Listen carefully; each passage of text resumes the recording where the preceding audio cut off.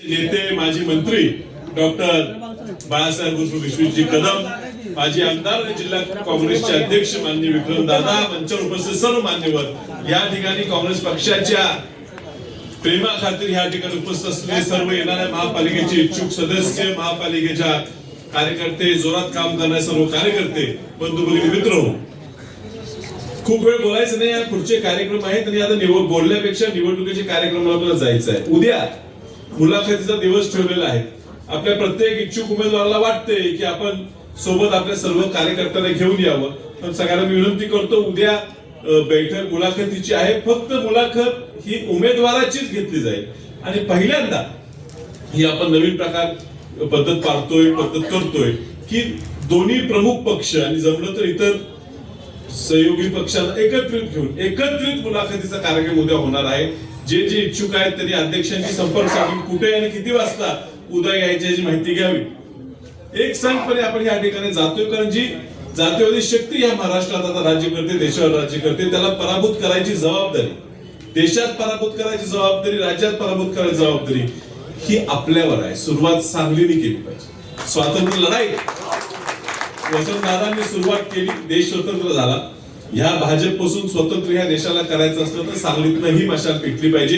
ही मशाल पेटायची जबाबदारी विश्वजित कदमांच्या खांद्यावर आपण सगळ्यांनी मिळून दिलेली आहे आणि म्हणून ह्या सांगली शहरात बाळासाहेबांनी निवडलेला अध्यक्ष झालेला आहे. कुणी काय गैरसमज करू नये. कुणाचा असते पेपरला कधी कधी बातम्या ह्याची त्याची काही झालेलं नाही. कुणाला काय गैरसमज असेल, काहीतरी बाबा मध्ये माचीस टाकू की काडी टाकू, पडणार नाही. ही आम्ही दोघं एवढे एकजीव झालेलो आहे, तर कुठला निर्णय कसा झाला तो आम्ही दोघं मिळूनच घेतो. कोण वर आणि कोण खाली नाही, एक संघपणे. हीच अपेक्षा आमची कार्यकर्त्यांकडे आहे. कधी तुम्हाला संधी मिळेल, कधी आम्हाला संधी मिळेल.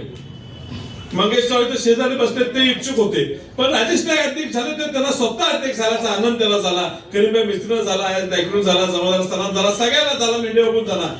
ही काँग्रेस आपण एकत्रित पुढे न्यायची आहे आणि त्यामुळे तुम्हाला सगळ्यांना विनंती आहे, खालीपर्यंत उमेदवारी एकाला मिळेल, 3 लोक नाराज होतील. आज सत्तेत जाणं गरजेचं आहे. हा जिल्हा, हे शहर हे काँग्रेसच्या विचाराचं आहे, हे दाखवण्याची गरज आहे. म्हणून आपण एक संघ आलेलो आहे. राजेश नाईक, तुम्हाला ही खूप मोठी संधी ह्या ठिकाणी.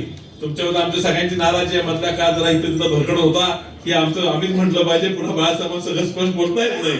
आता तुम्ही परत आपल्या ह्या किल्ल्यात आलेला आहे, आपला गड आहे.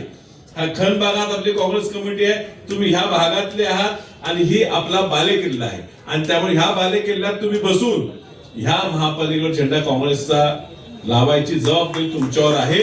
तुम्ही समर्थपणे कराल. सगळ्या कार्यकर्त्यांना सांभाळून न्या, सगळ्यांचे एकत्रित काम करा असं विनंती करतो. आणि आता विनंती करतो की बाळासाहेब त्यांनाच बोलू दे का, मग तुम्ही शेवटी बोलू. मी त्यांचं आज पदवीला आम्ही थोडा वेळ करणार आहे, पण आज त्यांना निवड झाली.